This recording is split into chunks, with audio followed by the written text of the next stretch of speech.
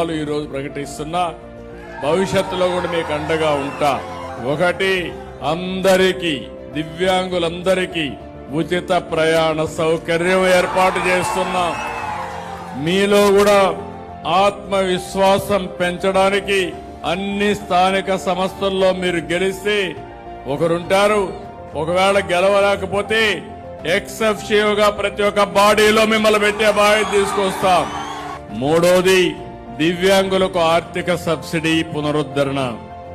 SC, ST, BC, మైనారిటీకి ఇచ్చినట్టే మీకు కూడా ఈ కార్యక్రమాన్ని పునరుద్ధరిస్తాం.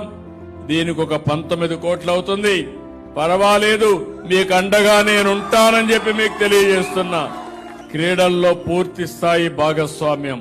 శాప్ ద్వారా అన్ని క్రీడా కార్యక్రమాలు, టాలెంట్ డెవలప్మెంట్ స్కీములు దివ్యాంగులకు అందుబాటులో ఉండే విధంగా చర్యలు తీసుకుంటానని చెప్పి కూడా నేను మీకు తెలియజేసుకుంటున్నాను. ఐదోది, మీరు ఎక్కడ టిట్కోలా గాని ఎక్కడ ఇండ్లు ఇచ్చినా గ్రౌండ్ ఫ్లోర్ లోనే మీకు ఇల్లు ఇచ్చే ఏర్పాటు చేస్తామని మీ అందరికీ హామీ ఇస్తున్నాను.